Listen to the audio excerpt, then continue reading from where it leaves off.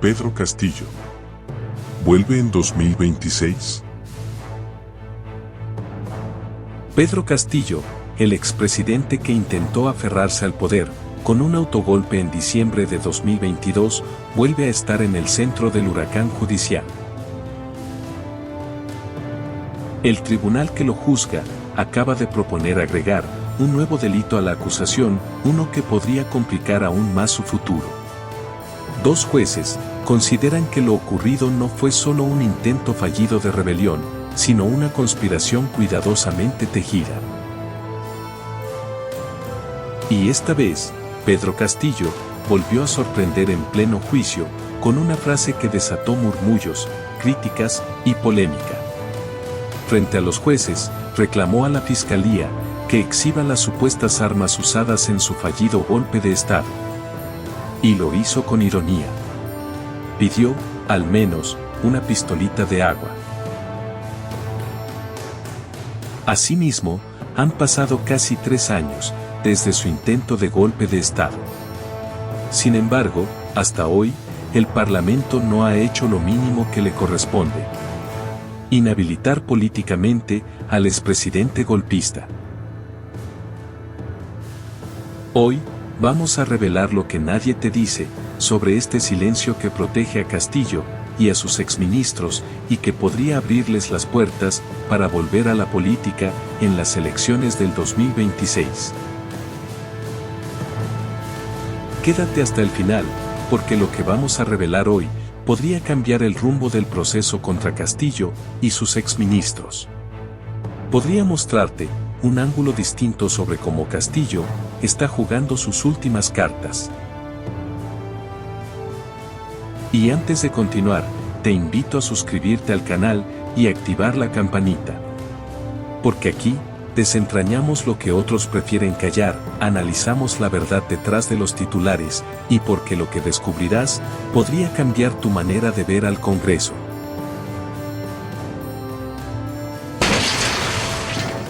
Un nuevo delito. La Sala Penal Especial del Poder Judicial, por mayoría, decidió dar un paso polémico: sumar el delito de conspiración para la rebelión al caso por el golpe de Estado del 7 de diciembre del 2022. Esta decisión recae no solo sobre Pedro Castillo, sino también sobre Betsy Chávez, Aníbal Torres, Willy Huerta y otros personajes clave de su círculo más cercano. Hasta ahora, todos ellos enfrentaban acusaciones por rebelión, abuso de autoridad y delitos contra la tranquilidad pública. Sin embargo, los jueces, Antonio Neira y Norma Carvajal, consideran que las pruebas presentadas en el juicio oral revelan elementos suficientes para pensar en algo más. No una rebelión consumada, sino una conspiración previa que buscaba fraguarla. El argumento central del tribunal es intrigante. Los propios acusados habrían admitido, directa o indirectamente, que no contaron con el apoyo de las Fuerzas Armadas para ejecutar el golpe. Y en esas declaraciones se abre un vacío, porque lo que no se concretó como rebelión, sí, podría calificarse como conspiración. Pero aquí surge el dilema. ¿Puede un tribunal modificar las acusaciones que inicialmente presentó la Fiscalía? Según Neira y Carvajal, sí. Amparados en la figura de la desvinculación procesal, recordaron que desde el inicio de la investigación, el Ministerio Público sí barajó la posibilidad de conspiración, aunque luego lo descartó en su acusación formal. No obstante, no todos los magistrados piensan igual. El juez, Iván Salomón Guerrero, en voto singular, señaló que esta adición es improcedente. Las pruebas ya bastan para decidir si Castillo y los demás son culpables o inocentes de rebelión, sin necesidad de abrir un nuevo frente. Para Guerrero, lo que está ocurriendo parece más un adelanto de opinión que una decisión técnica. Las defensas tampoco se quedaron calladas. Los abogados de Betsy Chávez y del propio Castillo denunciaron que esta maniobra podría significar un nuevo juicio, lo que consideran injusto y hasta ilegal. Incluso, advirtieron que recurrirán a nulidad para frenar lo que interpretan como un exceso del tribunal. Y en medio de todo esto, la Fiscalía prefirió guardar silencio, reservándose su posición para la próxima audiencia. Una jugada que deja a todos con más preguntas que respuestas. El caso, por ahora, quedó suspendido hasta el 23 de septiembre. Pero la expectativa crece. ¿Se consolidará la tesis de la conspiración? ¿O el tribunal dará marcha atrás ante la presión de defensas y críticas?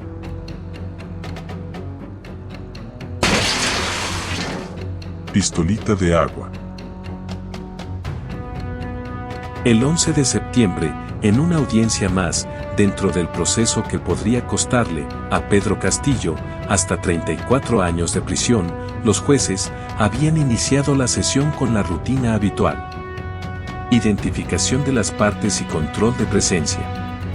Pero, en ese momento, Castillo decidió romper el protocolo. De pie, levantó un cartel escrito a mano, donde citaba un artículo del Código Penal sobre el delito de rebelión, como si quisiera recordarle al tribunal su propia interpretación de la ley. Y no se detuvo ahí. Sin autorización para intervenir, interrumpió para dirigirse directamente al Ministerio Público. Sus palabras sorprendieron a todos. Quiero que la Fiscalía exhiba las armas que utilicé el 7 de diciembre, al menos una pistolita de agua, siquiera eso. Es lo que queremos saber. El comentario, cargado de sarcasmo, buscaba un objetivo claro: deslegitimar la acusación de rebelión, al señalar que nunca existió un levantamiento armado, ni pruebas materiales que lo respalden. Porque, según el Código Penal peruano, para que haya rebelión, debe haber un alzamiento público y armado. Y es justamente en ese vacío, donde Castillo pretende instalar la duda. Pero, ¿qué tan efectivo puede ser este tipo de intervenciones? Para muchos expertos, más que una estrategia legal, se trata de un intento de ganar narrativa frente a la opinión pública. Recordemos que Castillo aún cuenta con un sector de seguidores que lo ven como víctima de un complot político, y este tipo de frases refuerzan la idea de que el proceso, en su contra, carece de sustento. Sin embargo, la Fiscalía ha pedido una condena de 34 años de cárcel por rebelión, argumentando que el mensaje televisado de Castillo, anunciando la disolución del Congreso y la reorganización de las instituciones autónomas, constituyó un golpe de Estado en toda regla. Aunque el intento fracasó en cuestión de horas, el delito, según el Ministerio Público, se consumó en el momento mismo del anuncio. La escena de Castillo, pidiendo una pistolita de agua, revela el choque entre dos narrativas. La de la justicia, que lo acusa de atentar contra la democracia, y la de un expresidente que busca mostrarse como un perseguido político, sin pruebas reales en su contra.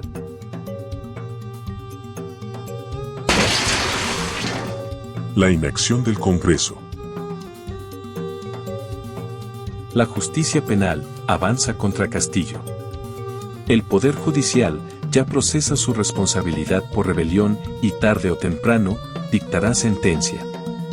Está acreditado que el 7 de diciembre de 2022 no solo lanzó un mensaje televisado, sino que bajo sus órdenes se intentó impedir la entrada de parlamentarios al Congreso. Es decir, su discurso dictatorial tuvo consecuencias concretas. Pero, mientras la justicia sigue su curso, el Congreso se ha quedado a medio camino.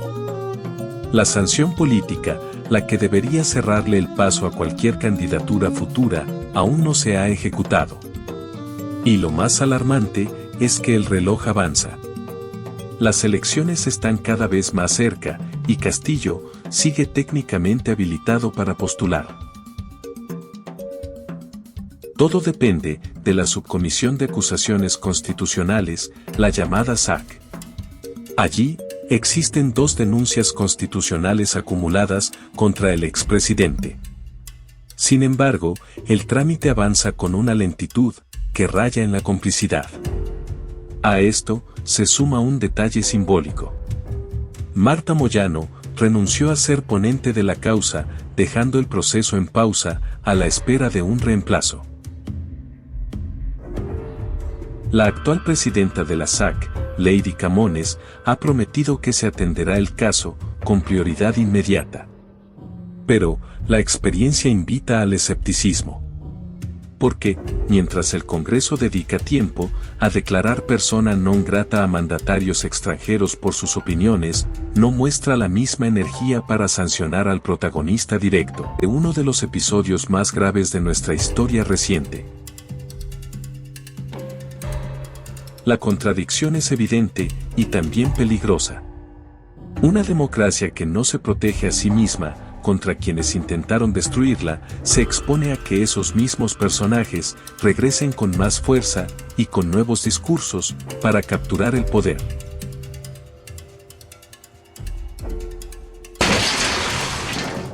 La inhabilitación política. El 7 de diciembre del 2022, Pedro Castillo anunció la disolución del Congreso, la intervención del Poder Judicial y la instauración de un régimen de excepción. Un mensaje televisado que quedó marcado como la evidencia de un intento de golpe de Estado. La Fiscalía lo acusó penalmente.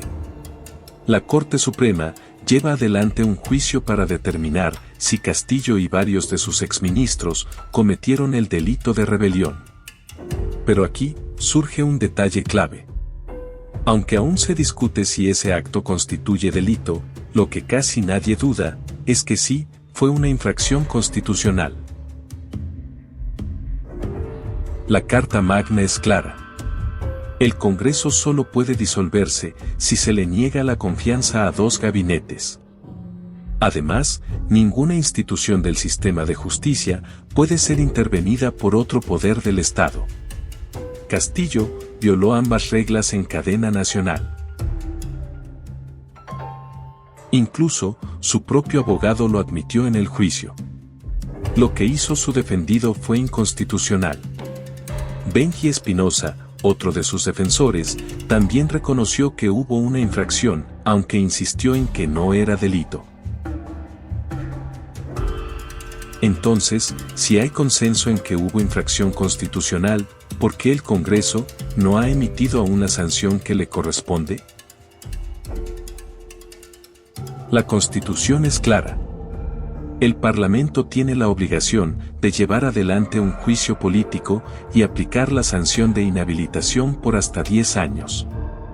Sin embargo, han pasado ya más de 1000 días y nada. Esta demora no es un simple trámite pendiente.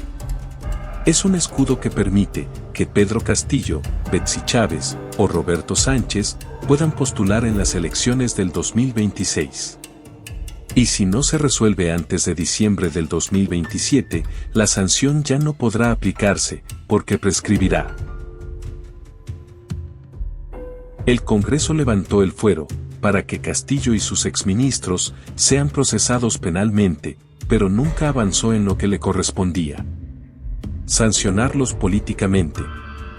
Recién, en enero del 2025, más de 2 años después del golpe, se presentaron las primeras denuncias constitucionales. Alejandro Muñante, de Renovación Popular, acusó a Castillo y varios de sus exministros de infringir una treintena de artículos de la Constitución. En marzo, Alejandro Cabero presentó otra denuncia, aunque solo contra Castillo. Ambas fueron acumuladas y admitidas, pero sin prioridad. Pasaron de mano en mano, de congresista en congresista, como si nadie quisiera cargar con la responsabilidad.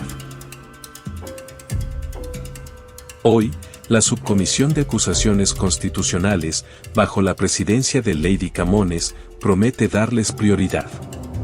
Pero la experiencia muestra que estos procesos pueden tardar meses o años.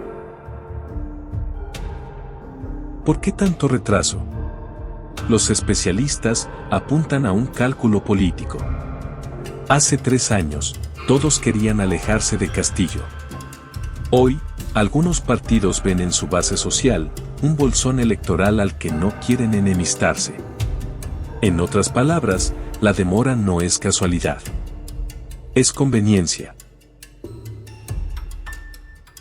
Si el Congreso no actúa, podríamos ver en el 2026 a un candidato Pedro Castillo, postulando al Senado, a Betsy Chávez, buscando un escaño, o a Roberto Sánchez, de vuelta en la arena política. Todo esto, mientras el proceso judicial avanza lentamente y con un resultado incierto. La pregunta se vuelve inevitable. ¿Estamos frente a negligencia o a una complicidad disfrazada de demora? Este nuevo capítulo, en el proceso contra Pedro Castillo, refleja que el juicio no está escrito en piedra, sino que sigue mutando en cada audiencia. Lo que parecía una acusación cerrada por rebelión, ahora se convierte en un abanico más complejo, donde la figura de la conspiración se abre como una sombra legal. La pregunta que debemos hacernos es inquietante. ¿Se trata de un acto de justicia para cubrir todos los ángulos del golpe fallido, o de una estrategia peligrosa que podría enturbiar aún más el proceso? El futuro de Pedro Castillo y de sus exministros pende de un hilo, y lo que ocurra en las próximas sesiones podría marcar un antes y un después en la historia judicial del país. ¿Estamos frente a un exceso judicial o simplemente se está aplicando la ley con todo su peso? Lo ocurrido en la audiencia no es un simple exabrupto. Es parte de una estrategia discursiva. Pedro Castillo sabe que el juicio avanza y que la posibilidad de una condena severa es alta. Por eso, intenta sembrar dudas, ironizar y transformar el proceso en un escenario político. Pero, detrás de su comentario sarcástico, late una pregunta crucial. ¿Puede un intento de golpe ser minimizado solo porque no hubo armas? O más bien, el verdadero poder estaba en la investidura presidencial y en el mensaje que pretendía desactivar toda la estructura del Estado. Lo cierto es que Castillo sigue atrapado entre dos caminos. El del proceso judicial, que lo persigue con dureza, y el de una narrativa que todavía intenta sostenerlo como líder frente a un sector de la población. La pregunta es clara. ¿Estamos frente a una simple demora burocrática o ante una peligrosa indiferencia que favorece a Pedro Castillo? La inhabilitación política no es un capricho, es una necesidad para preservar la institucionalidad. Sin ella, el camino queda abierto para que el golpista vuelva a postular y pretenda aprovecharse, otra vez, del sistema que intentó quebrar. La democracia no puede ser ingenua. Si sus representantes no reaccionan ahora, estarán permitiendo que los enemigos de la institucionalidad encuentren resquicios para volver al poder. El 7 de diciembre del 2022, el golpe fracasó, porque las Fuerzas Armadas y la policía no lo respaldaron. Pero, en los casi 3 años que han pasado, el Congreso y el sistema de justicia han fallado en aplicar una sanción que parecía obvia y necesaria. Hoy, el tiempo juega a favor de Castillo.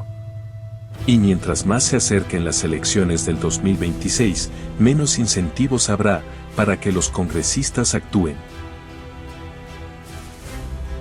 La historia nos enseña que cuando la política prefiere el cálculo a la justicia, lo que se termina debilitando no es un partido, ni un líder, sino la propia democracia.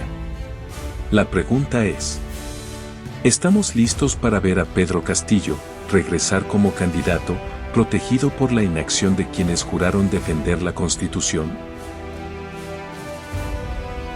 Déjame tus comentarios, suscríbete al canal y activa la campanita, porque juntos seguiremos revelando las verdades incómodas de la política peruana. Nos vemos en nuestra próxima historia.